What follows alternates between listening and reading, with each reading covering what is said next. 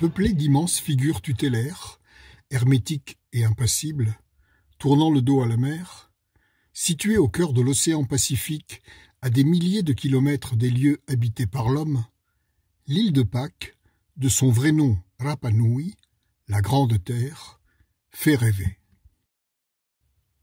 Paradis terrestre, microcosme de l'humanité, cette île, pas plus grande que celle d'Oléron, est accompagnée d'énigmes, de mystères et de secrets.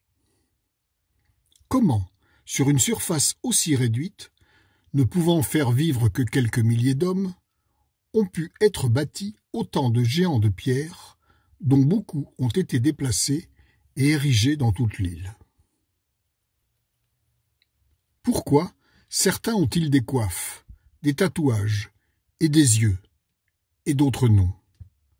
À quelle date ont-ils été sculptés et érigés, et que représentent-ils? Comment, sur cette petite île éloignée, une écriture a-t-elle pu être inventée? Que nous dit cette île qui recèle à la fois une civilisation très ancienne, encore mal connue, et, en même temps, peut recevoir la navette spatiale? Ayant subi les pires des malheurs et les résurrections les plus étonnantes, cette île étrange ne cesse de nous fasciner. Très éloignée des côtes, l'île de Pâques fait partie d'un ensemble de 20 000 à 30 000 îles volcaniques qui ont émergé de l'océan Pacifique. Elle s'est formée il y a environ 780 000 ans, à partir de 3 volcans principaux, le Terevaka, le Ranokau et le Poike, qui se sont amalgamés, lui donnant une forme triangulaire d'une superficie de 154 km². Le point culminant de l'île s'élève à 507 mètres d'altitude. Elle a été peuplée tardivement par des migrants polynésiens venus notamment des Marquises. Issus de la culture polynésienne Lapita, ils parlent une langue commune, le proto-polynésien. Cet ensemble culturel, qui a vu le jour dans le Pacifique, vers 1300 avant notre ère, est caractérisé par les premières apparitions de poteries composées de décors en motifs pointillés complexes. Ces navigateurs, en pirogue et en bateau à balancier, partis explorer le Pacifique, ont peuplé progressivement les îles de l'immensité océanique. Connaisseurs des étoiles, des courants et des vents, ils embarquaient sur des vaisseaux de bois avec leurs familles, leurs plantes, leurs animaux, pour s'installer dans de nouvelles îles où ils pourraient planter leurs graines, fabriquer des maisons et donner naissance à de nouvelles lignées. On peut imaginer, comme la légende Rapa Nui le rapporte, un grand bateau de plusieurs dizaines de personnes débarquant il y a 1 millier d'années, ou peut-être un peu plus, sur cette île vierge de toute humanité. Selon cette légende, le roi Otumatua eut une vision qui l'effraya. Son pays allait sombrer et il devait trouver une nouvelle terre pour son peuple. Aussi, il envoya 7 hommes à la recherche d'une nouvelle terre où s'établir. Ces 7 explorateurs découvrent Rapa Nui et le roi, accompagné de ses proches, s'y installe. Il la baptise Te Pituo Te Enua, le nombril du monde. Leur culture polynésienne va s'adapter et évoluer dans ce nouvel environnement. Isolés du monde, ces premiers habitants ont vécu en autarcie durant des centaines d'années, se constituant un patrimoine culturel unique, sans influence extérieure. Son peuplement, qui comprend quelques milliers d'individus, daterait de 1200. Certaines nouvelles recherches le font remonter à l'an 900. L'apogée de la civilisation Rapa Nui, car c'en est une, se situerait vers le XVIe siècle.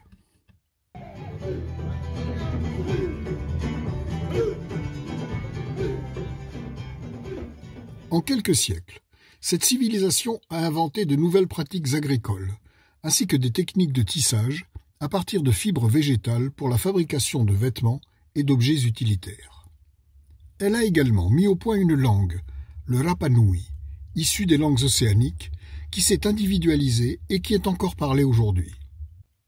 Elle a élaboré une organisation sociale et politique pérenne, une société clanique, dirigée par des chefs héréditaires, et des croyances religieuses centrées sur le culte des ancêtres, une pratique originelle de l'humanité pour jouir de leur protection. Dans la culture polynésienne, cela prenait la forme des tikis en pierre ou en bois de taille humaine, et, chez les Rapa Nui, celle singulière des Moai, ces géants de pierre de plus en plus grands, représentant des êtres vivants qui, après leur décès, ont été divinisés. On peut supposer que toutes les familles vénéraient un ancêtre, un personnage important ou un chef. Ceux issus de lignées proches étaient érigés ensemble et parfaitement alignés sur les plateformes appelées aou, où des cérémonies aux rituels mal connus y célébraient les récoltes, les naissances et les décès.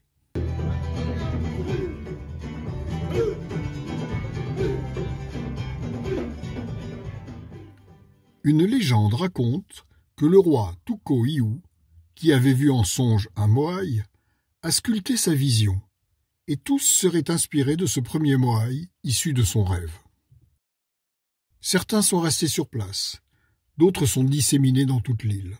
Les plus anciens Moai, ceux des Aou, sont plus petits, avec des têtes et des yeux ronds. Certains portent une coiffe cylindrique, le pukao, fait de tuf rouge issu de la carrière de Punapao et pouvant peser plusieurs tonnes. D'après la légende, la pose des yeux, fait de corail blanc avec des iris noirs en obsidienne ou rouge en tuf volcanique, était destinée à leur donner leur mana, c'est-à-dire leur esprit. Une fois le Moai terminé, il était érigé à sa place définitive lors d'une grande cérémonie. Les plus récents Moai, ceux restés dans la carrière sanctuaire, ont des figures allongées, de larges narines, de longues oreilles et des gravures sur le dos. Certains Moai sont en grande partie enterrés. Seuls émergent leurs torses avec leurs mains posées sur le ventre.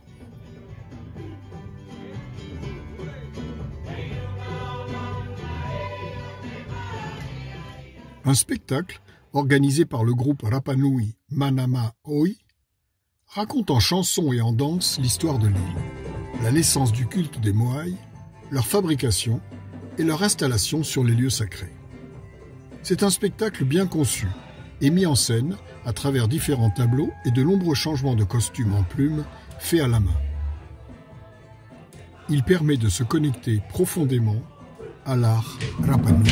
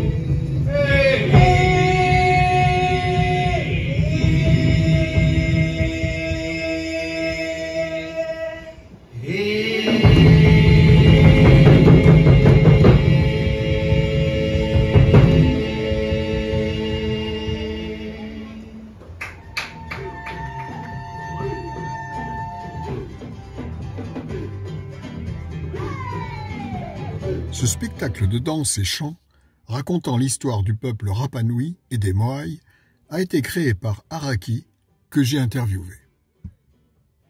La obra que ustedes van a presenciar, la historia del Moai, nace del trabajo junto a mi hermano mayor, Christopher Araki. Juntos creamos esta obra musical que busca no solamente transmitir un espectáculo de danza, sino también entregar parte fundamental de nuestra identidad como pueblo Rapa Nui, a través de una historia que usted puede comprender, ya que es narrada en español, inglés, en francés, pero que su desarrollo es 100% realizado por la lengua Rapa Nui a través de las artes propias de nuestro pueblo, lo que hemos logrado heredar y preservar de nuestros ancestros.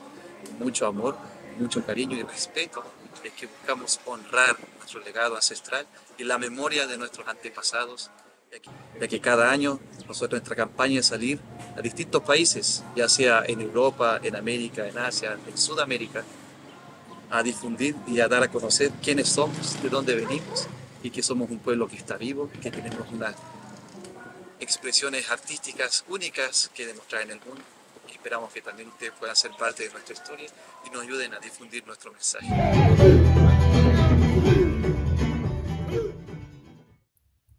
En bord de mer, dans de grandes prairies à l'herbe d'un joli vert tendre, sur des talus de 2 mètres de haut, surmontés de plateformes en pierre sèche, trônent les majestueux Moai. Se détachant sur le fond bleu intense d'une mer bordée par des rochers très noirs, sur lesquels viennent s'éclater des vagues d'un blanc étincelant, les Moai, à la tombée de la nuit, subliment les paysages marins. Sur l'Autaï, situé tout près du village d'Angaroa, 5 statues sont alignées. Comme toutes celles de l'île, elles ont été redressées et remises dans leur position d'origine en 1960 par l'archéologue William Mulloy. C'est un site inoubliable, où les très beaux chevaux de l'île se promènent en liberté. Il attire les touristes et les autochtones qui assistent, assis sur l'herbe, au magnifique coucher de soleil dans les eaux océanes avec les Moai au premier plan.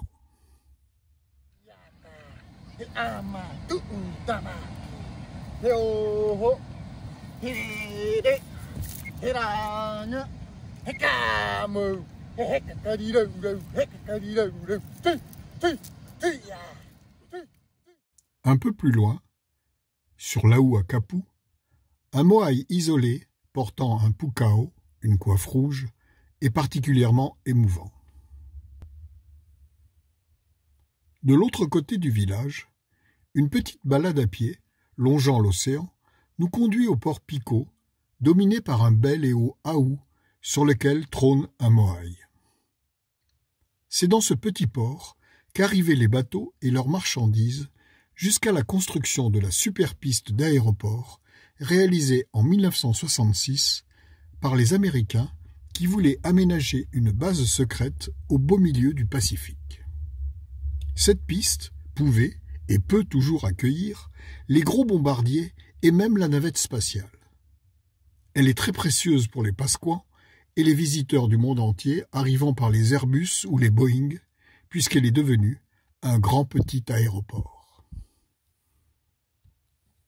À l'autre extrémité de l'île, on découvre la plage d'Anakena, la plus belle de l'île, une plage de rêve entourée d'une cocoterie. Sur cette belle plage de sable fin, bordant une eau oscillant entre une couleur turquoise et le bleu pacifique, sous quelques parasols, des touristes et des autochtones sont venus nager et bronzer. Dominant la plage, on trouve 7 Moai presque intacts, dont 4 ont gardé leur pukao sur la tête. Ils sont particulièrement bien conservés, car ils sont restés enfouis dans le sable jusqu'à leur découverte en 1976 par l'archéologue Rapa Nui Sergio Rapu. C'est sur ce site qu'il a également trouvé le seul œil de Moai intact. Le soir, les gens épris de beauté naturelle viennent assister au superbe coucher de soleil sur l'océan. Un peu plus loin, un autre Moai isolé, de style différent, est considéré comme l'un des plus anciens de l'île. L'Aou Tongariki est le plus célèbre des Aous, le plus long, 200 mètres, supportant 15 Moai qui sont si parfaitement alignés que de profil, on n'en voit plus qu'un seul. La plateforme les soutenant est aussi la plus haute. Ce sont les moaïs parmi les plus colossaux de l'île. Celui du centre, le plus grand, pèserait 80 tonnes. Incroyable qu'il soit arrivé intact jusque-là. Lui a sur la tête son pukao. Delphine pense que ce sont plutôt des genres de chignons posés haut sur la tête à la manière polynésienne. Ce site sublime a été complètement détruit en 1960, à la suite d'un tsunami où l'on a pu voir des vagues de 11 mètres de haut.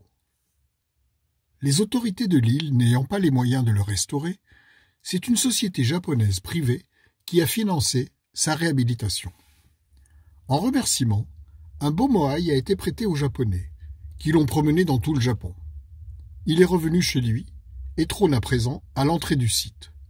Son surnom est le Voyageur.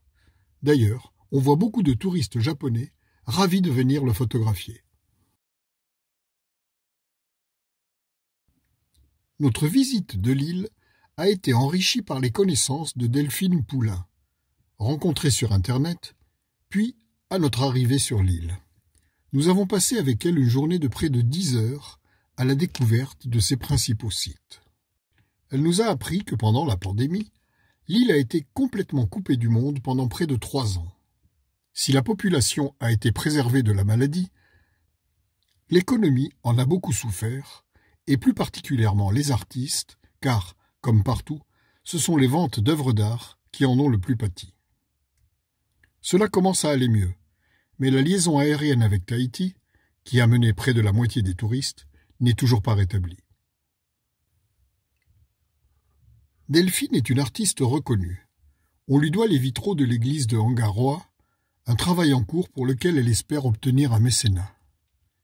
Mêlant la culture chrétienne à celle des Rapa Nui, elle illustre les 14 stations de la Passion du Christ. Chaque vitrail est chargé d'une multitude de symboles et de signes, un syncrétisme qu'elle a eu la gentillesse de déchiffrer pour nous. Cette œuvre, cultivée aux puissantes couleurs étincelantes traversées par le soleil de l'île de Pâques, est à découvrir. Je suis venue pour la première fois à l'île de Pâques en 1994 et dès le premier jour, dès les premières minutes, c'était un rêve de vivre ici. Et pourtant, j'étais déjà très très heureuse à Tahiti et dans les autres îles où j'ai habité, aux Marquises notamment. Mais voilà, j'ai réussi à réaliser ce rêve depuis 2013 où toute ma famille et moi sommes venus habiter plus qu'ailleurs, parce qu'on voyage toujours énormément, plus qu'ailleurs, en tout cas ici à l'île de Pâques. C'est une vraie passion depuis 30 ans maintenant que je voue pour cette île par rapport à son histoire, à sa culture, à tous ses arts et tout particulièrement par rapport au Rapa Nui, au Pasqua. C'est un vrai bonheur au quotidien de partager ma vie, d'élever mes enfants auprès de ce peuple unique. Je suis autodidacte et depuis toute petite, jusqu'au plus longtemps que je m'en souvienne, j'ai toujours dessiné et peint. Donc voilà, je suis actuellement peintre portraitiste du peuple Rapa Nui. Notamment en collaboration avec le musée anthropologique de l'île. Et puis, je peins l'art Rapa Nui depuis plus de 20 ans maintenant, ce qui m'a donné le plaisir de faire partie des sculpteurs de Rapa Nui, où nous exposons souvent nos œuvres ensemble. Et je travaille donc quotidiennement maintenant, depuis le début de la pandémie, à la réalisation des vitraux de l'unique église catholique de l'île de Pâques. Donc c'est un syncrétisme des deux cultures, catholique Rapa Nui, avec un chemin de croix qui illustre le parcours, mais avec des paysages de l'île de Pâques, des personnages historiques et contemporains de l'île de Pâques. Travaille donc à cette réalisation très particulière d'un chemin de croix, avec notamment par exemple pour le premier vitrail de l'église, j'ai réalisé Jésus, la réalisation de Jésus avec des tatouages, les tatouages ancestraux Rapa Nui, les tatouages anciens pasquans sur le visage de Jésus.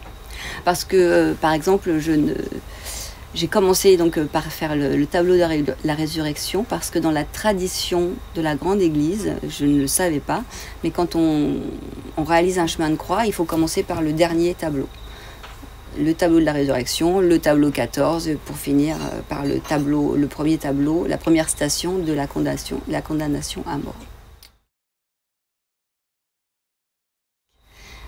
Il faut savoir qu'il y a des écoles, de la maternelle jusqu'au lycée, et donc sans problème, j'ai pu élever les enfants, et avec justement ce peuple Rapa Nui, qui jusqu'en 1965 était quand même dans une situation plus que précaire, sans papier d'identité, sans date de naissance, sans aucun droit civique. Et donc j'ai des amis par exemple qui ont le même âge que moi et qui, quand ils étaient enfants, vivaient dans une grotte, vivaient sans eau, sans électricité. C'est toute une histoire de la culture Rapa Nui qui n'est pas spécialement connue, mais l'île de Pâques a encore plein de mystères, de questions en suspens, et c'est un plaisir de les partager.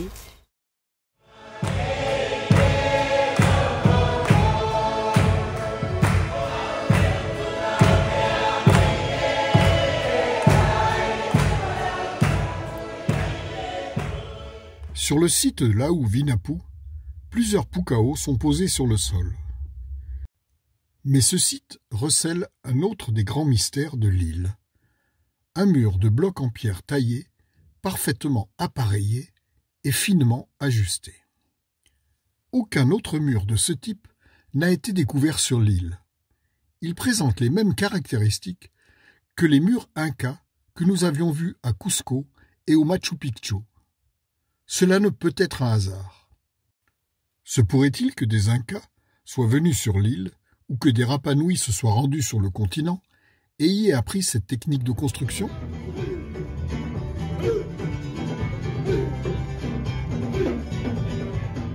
Nous repartons ensuite pour visiter le site le plus émouvant que l'on ait vu, Lau Tepeu, un lieu sublime près de l'océan où 2 aous sont effondrés et où les moaïs sont renversés face contre terre. La sérénité qui enveloppait les autres sites fait ici place à un sentiment de tristesse, de regret. On savait que les moaïs avaient été tous renversés à la suite d'événements non encore éclaircis, probablement un changement de culte, qu'ils avaient été couchés délicatement. Mais dans ce site, on croit sentir qu'une certaine violence a eu lieu. Un moaï, tout particulièrement, suscite ces sentiments. Couché obliquement, né par terre, on voit sa base bien lisse et son corps gisant au milieu des pierres noires et de l'herbe verte qui couvrent le sol. À côté de lui, plusieurs autres moaïs sont couchés dans la même position. Un paysage de désolation, sous un beau ciel bleu. Van Gogh en aurait fait une toile sublime. Après avoir pris pas mal de photos et quelques panoramiques, nous quittons ce lieu particulièrement chargé.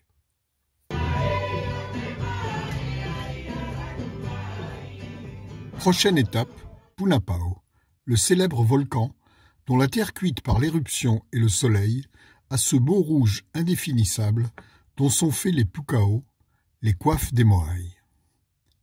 On en voit certaines à l'intérieur du cratère et beaucoup d'autres autour, balisant elles aussi les chemins que devaient parcourir ces masses rondes qui étaient probablement roulées jusqu'à leur destination finale. D'ailleurs, on a du mal à imaginer comment les sculpteurs arrivaient à poser ces pukao sur la tête des moaïs déjà dressés sur leur plateforme. Encore un site vallonné très esthétique. Mais là, ce sont les pukao rouges qui font un beau contraste de complémentaire au milieu de l'herbe verte. Autre site majeur, celui du volcan Ranokau. Un éblouissement nous saisit à la vue du cratère parfaitement rond, d'un diamètre de 1600 mètres, tapissé de vert avec des taches marron sombre ou noires. Peu profond, on aimerait descendre au bord du petit lac qui en tapisse le fond, mais c'est interdit. On est comme hypnotisé devant tant de beauté sereine qui, il y a plus de 2,5 millions d'années, devait être un enfer volcanique. Laou-Akivi, avec ses 7 moaïs, illustre la légende des 7 explorateurs. On dit aussi que ce sont les seuls moaïs qui regardent la mer. Mais étant situé au centre de l'île, c'est probablement une interprétation. Tous les moaïs, qui sont des ancêtres, regardent vers les terres pour protéger leur lignée. Ils sont très beaux, restaurés scientifiquement par l'Américain William Mullow et le Rapanui Gonzalo Figueroa. Le site est superbe, et vu le nombre de visiteurs, on a l'impression que c'est le plus touristique de tous. Nous avons eu beaucoup de chance d'être pratiquement les seuls sur les autres sites. Ce sont des expériences inoubliables. Au cœur de l'île, le volcan Rano Raraku, qui est la carrière sanctuaire d'où tous les moaïs proviennent, est un spectacle grandiose. C'est une vision puissante qui a marqué les esprits depuis plusieurs siècles et qui ravira le monde jusqu'à la fin des temps. D'un beau vert tendre qui descend en pente douce de la montagne Carrière est planté de gigantesques moaïs. Les chemins qui y mènent étaient des voies processionnelles balisées par des moaïs qui n'étaient pas abandonnés en route comme certaines théories le prétendent. À l'entrée du site, sur une table, sont montrés les différents types d'outils, essentiellement en basalte, qui ont servi à sculpter ces géants de pierre. En grimpant sur le volcan par un sentier balisé, on discerne bien ces chemins des moaïs. Des études sur les rochers et des expérimentations ont permis de comprendre comment les moaïs étaient sculptés en position allongée, puis, quand ils avaient tous leurs traits, étaient extraits de leurs gangs de pierre et redressés. D'autres archéologues pensent que ce sont des blocs grossièrement équarris qui ont été transportés et que les moaïs ont été sculptés lors de leur installation sur les aous. Le tuf d'origine, assez friable, nécessitait une grande technicité et un grand soin de la part des tailleurs de pierre, qui devaient être plusieurs à travailler ensemble. L'étape la plus délicate était celle de leur transport à travers les collines, sur plusieurs dizaines de kilomètres parfois, et cela devait prendre plusieurs mois pour arriver à destination. Une des explications de leur déplacement était qu'ils les faisaient marcher.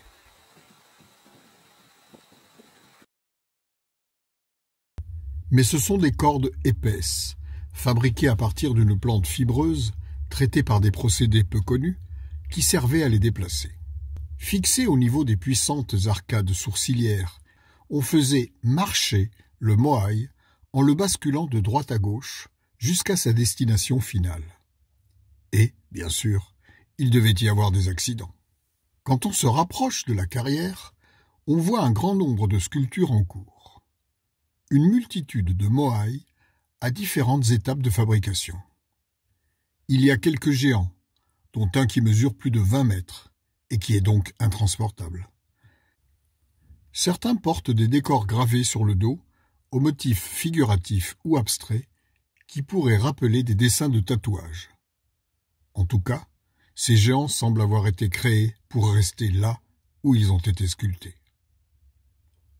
Ce sanctuaire, qui est en même temps une immense carrière à ciel ouvert, devait employer des centaines de personnes. On croit parfois les entendre marteler les pierres et chanter en travaillant.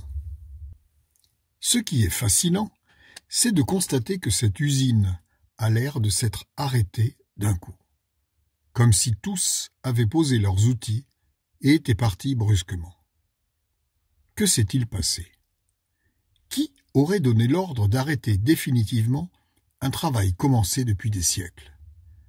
Peut-être une décision des autorités religieuses qui aurait interdit d'un coup d'y travailler ou même d'y revenir. Ce lieu est l'un des plus beaux et des plus importants sites archéologiques du monde. Situé sur cette minuscule île perdue au milieu de l'océan, il peut rivaliser avec les autres sites nés des grandes, puissantes et riches civilisations, comme celle des Incas, avec Cusco et le Machu Picchu, des Égyptiens avec les pyramides et les temples, ou bien des Grecs avec l'acropole d'Athènes.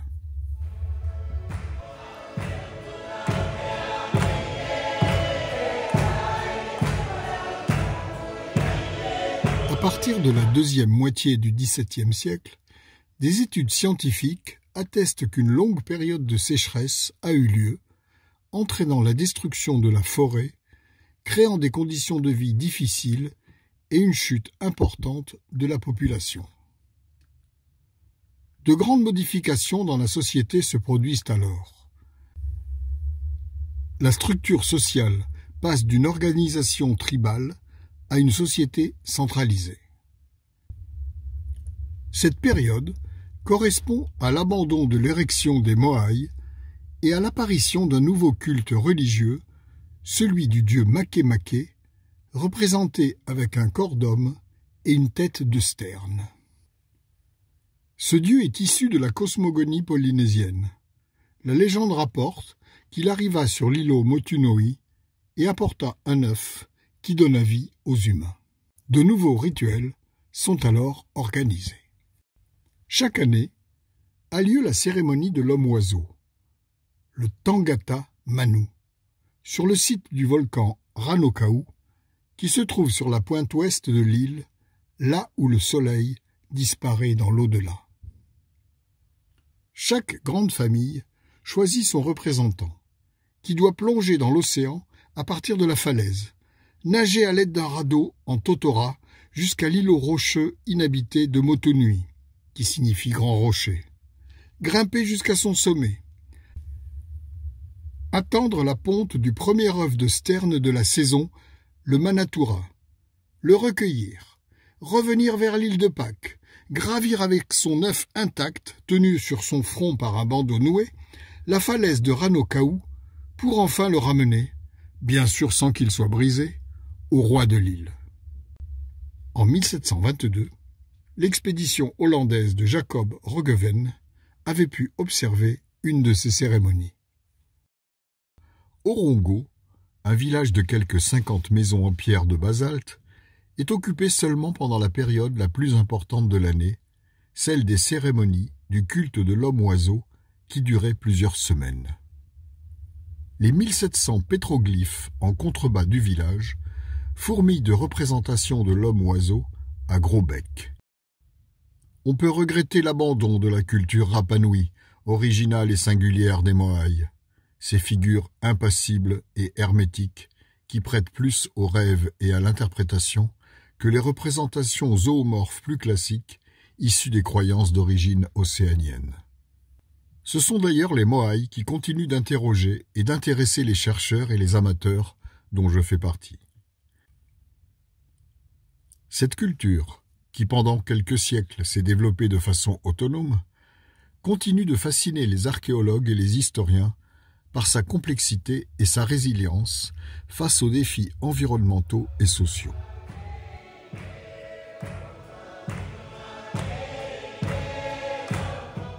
Au XVIIIe siècle, quand les premiers Européens débarquent sur l'île, la forêt a disparu. L'île est complètement dépourvue de grands arbres, comme le note déjà Roggeveen en 1722. Lors de leur passage, Cook et Lapérouse trouvent encore sur l'île des plateformes à houx portant des Moai debout. Si ces premiers découvreurs, auxquels il faudrait ajouter Pierre Loti, à qui on doit une description intéressante et plusieurs dessins, ne se sont pas mal comportés, les envahisseurs suivants ont maltraité les occupants de l'île, les esclavagisant, les expulsant ou les parquant. Comme dans toute l'Amérique du Nord et du Sud, et peut-être plus qu'ailleurs, les autochtones ont subi les pires humiliations et leur culture a été détruite. En 1861, un grand nombre d'habitants, dont les dirigeants et les élites, ont été déportés par les Péruviens sur les îles Chincha pour l'exploitation du guano. Ceux qui purent revenir étaient porteurs de maladies qui accentuèrent l'important recul démographique. 10 ans plus tard, en 1871, un élevage intensif de moutons, mis en place par des Français, condamna les habitants à être parqués dans une petite zone de l'île qui représentait à peine 6% de sa surface. Une humiliation supplémentaire pour les habitants de l'île, qui, déjà dépourvus de toute identité, ont été remplacés par des moutons dont l'élevage va durer jusqu'en 1953 sous le contrôle de la marine chilienne. Ce n'est que dans les années 60 que les habitants furent à nouveau autorisés à circuler dans leur île et que leurs conditions de vie commencèrent à s'améliorer. En 1960, on recensait un peu plus de 1000 habitants, dont la moitié d'origine Rapanui. En 1964 et 1965, Alonso Raúl Oa a été le leader d'une révolte des Rapanui qui s'avérera décisive pour l'obtention des droits des citoyens, pour la liberté de réunion et pour la restitution des terres, rendant ainsi possible un développement économique de l'île. De 1970 à 1973, grâce au gouvernement d'Allende, l'eau courante et l'électricité seront installées sur l'île. En 1995, l'île a été inscrite au patrimoine mondial de l'UNESCO en reconnaissance de l'importance historique et culturelle de cette civilisation.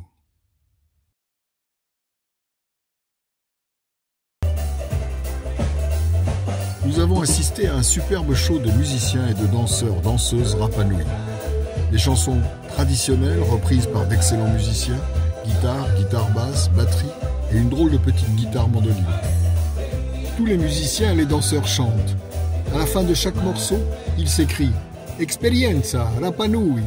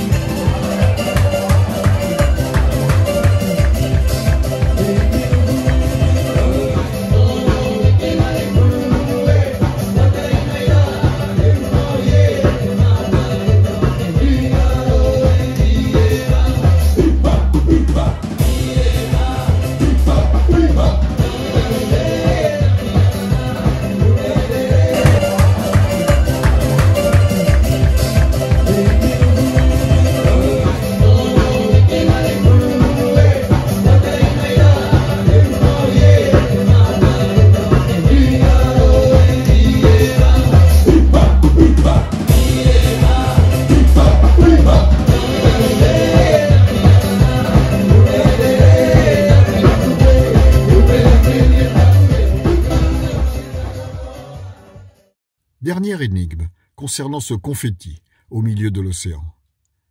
Comment cette très petite civilisation, car c'en est une, en plus d'avoir produit toutes ses œuvres d'art, a pu créer sa propre écriture? Alors que les grandes et puissantes civilisations du pourtour de la Méditerranée ont mis des milliers d'années pour parfaire cette invention, en peu de siècles, les Rapanui ont créé une écriture qui continue à interroger les linguistes qui ne l'ont toujours pas déchiffrée. Sur Internet, on trouve des centaines de pages sur le sujet. Le rongo-rongo, qui signifie grand message, est une écriture faite de signes, de symboles, de glyphes très expressifs et de figures humanoïdes. Elle se lit en boustrophédon inversé, c'est-à-dire une ligne dans un sens et la ligne suivante dans le sens inverse. Puis, il faut tourner la tablette de 180 degrés pour passer à la ligne suivante. Elle était gravée sur des tablettes de bois de Toromiro ou de palissandre que les missionnaires ont brûlées pour tenter de tuer les anciennes croyances. Il ne resterait que 27 tablettes de cette écriture, que l'on considère, pour l'instant, plus symbolique que phonétique. Des artistes d'aujourd'hui s'en emparent. Sa beauté l'aura sauvé.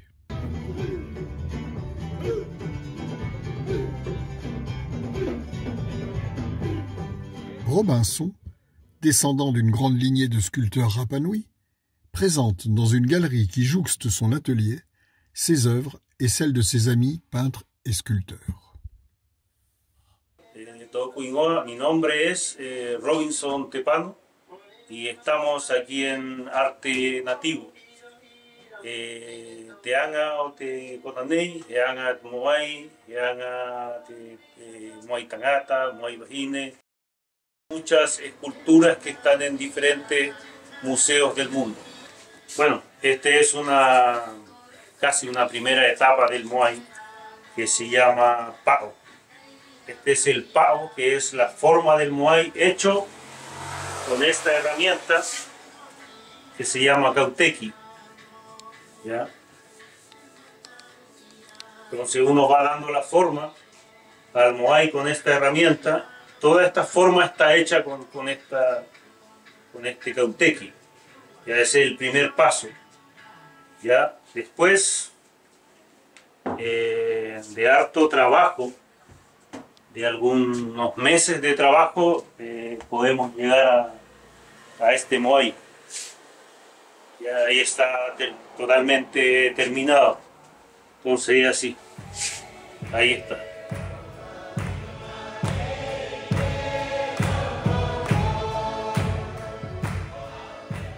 Depuis mon enfance à Rabat, ma fleur préférée a toujours été l'hibiscus. Et j'ai été ému de voir qu'il fleurissait dans toute l'île, où il prenait toutes sortes de couleurs. Jaune, blanc, orange, rouge bien sûr, etc. Voilà, nous devons quitter cette île incroyable qui nous a fait oublier tout le reste. La France, le monde, le délire des politiques. Moruru, qui veut dire merci. La seule chose qui reste des civilisations, c'est leur art. Rapa Nui, la Grande Terre, nous l'a rappelé.